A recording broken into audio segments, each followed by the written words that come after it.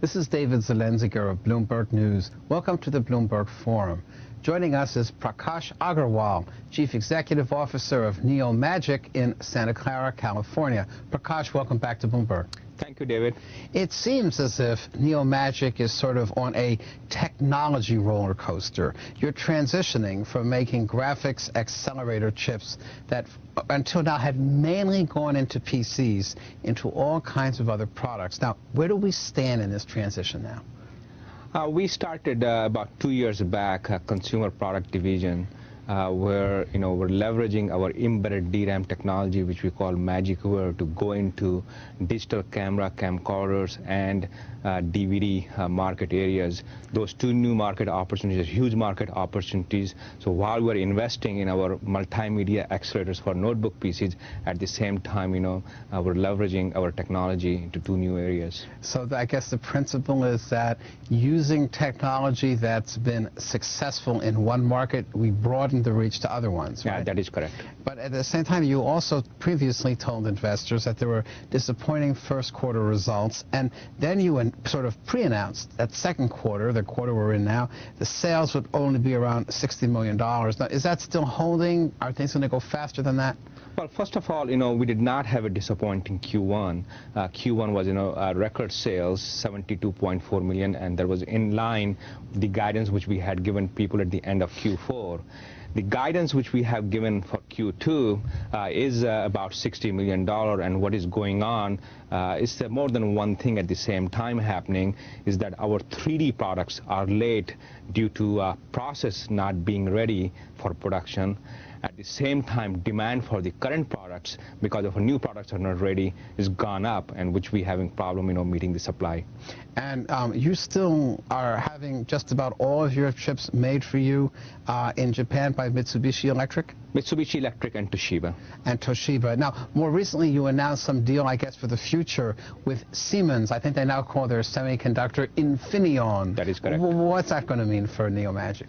Well, that will allow us to add more wafer manufacturing capacity. We expect to see production level volume from them in Q4 of our fiscal year. So those kinds of things, I guess, are intended to both get more capacity and overcome these transition problems, right? That is correct. All right, and for the current quarter, I think the analysts are expecting earnings from NeoMagic around 10 cents a share for not only the second fiscal quarter, but even the third. What do you think about that? Well, I mean, we only give out the guidance for the 1 quarter at a time. So we have guided people that both revenue and the profit will be lower this quarter, and based on that, it will be around 10 cents. The number of issues which we see, which we're busy resolving them, we do not anticipate them, being resolved till Q4. So if they have us at 10 cents on Q3, that probably will in line too. All right, and also, I mean, it's your graphics accelerator chips are in IBM ThinkPads, Dell computers, Toshiba laptops, and so on. Demand for those products right now, June '99, is? Characterize it. Well, the demand for notebooks, is pretty healthy. The market has been growing at about 18 to 20% from year to year, and as you know that our market share increased sharply over the last few years, and by any count, we have more than 50% market share at this time. And who do you think has the second largest share? Chips and Technologies now is part of Intel. Is Intel a big factor here?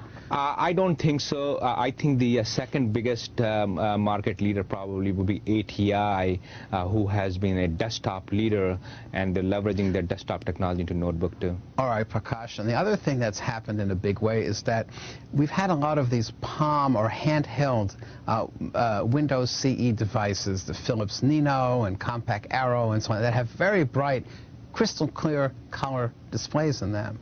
Are they taking any of your chips too? No, we have not gone after the Windows CE market. Okay. Hopefully, someday we'll address that too.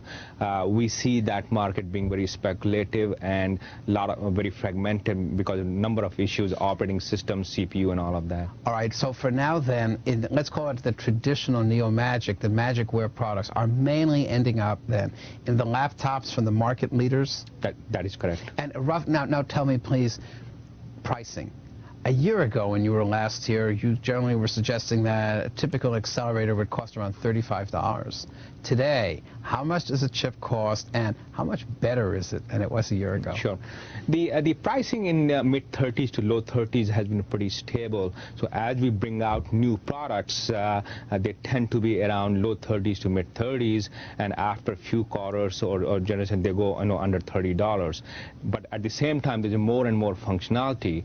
The product which we're trying to bring into the production has a full hardware 3D pipeline along with 6 megabytes of memory. The product which we were talking about last year were only 2D accelerators along with some MPEG-2 playback and with only 2 to 2.5 megabytes of memory.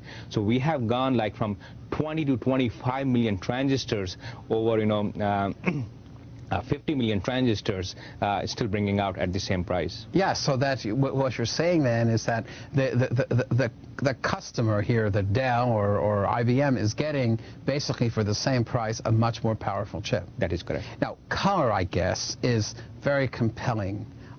This is for any kind of a product. So is that, both that and the audio, all the other things that we're now used to, is that just going to really indicate to you there's a continued demand for more accelerator chips in 2001 and 2003 and so on? Yeah, what is going on there is that as people are getting used to browsing internet, downloading stuff from internet, there's a lot of multimedia content is coming into internet websites to basically provide a richer internet experience to the users.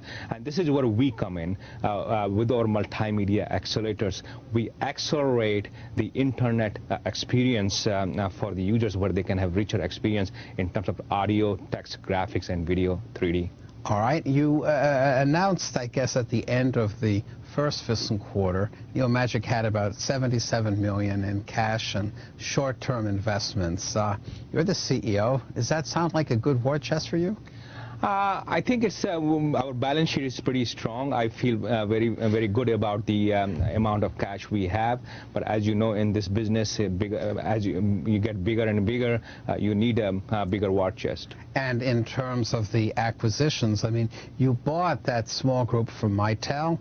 You bought the ACL. Really, I guess it was a couple of engineers in Israel from Robomatics. Was that for cash? And might you use cash for more acquisitions this year? Well, the acquisitions which we have done, these were the companies who wanted to cash out, and we used a very small amount of cash. Okay. There has been some, shares given too, and both of the acquisitions were done for under $10 million. And with that, we felt that, without using the stock, since our stock price was depressed at that time, we used cash. All right. And do you expect to make any more acquisitions as we continue calendar 99? Well, we are developing many different kind of technologies in-house to go after 3 market areas we're going, and most of those will be developed in-house. But anytime we feel that we can develop faster and acquire it cheaper than we can do it in-house, we'll be open for those ideas. So, Prakash, what kinds of things might we see first? I mean, digital camera or some handheld or telephone? What kind of product will there be new Magicware for in that consumer space? What do you think the first product will be? The first product would be in the areas of DVD. We'll be providing a complete solution for drive electronics, and this is where the acquisition from Mitel, and they have the group which we acquired, is a world-class mixed signal CMOS analog designers, and with that we'll be able to provide read channel solution for DVDs. So will those DVDs, though, be built into future laptops, or will it be on DVD players that are being sold in consumer electronics stores? Primarily, they would be inside the laptops and PCs, and also they could use those DVDs inside the DVD players too. All right. Now, is one of your customers, I mean, for example, NEC Corporation? NEC is one of the customers we are going after, along with Toshiba, Panasonic, Sony. All right. But NEC would be one of them. All right, because I'm just thinking they're both PC makers and in consumer electronics, yes, and you have relations with these Japanese companies anyway. That is correct. So it sounds like there's going to be a lot ahead for your company.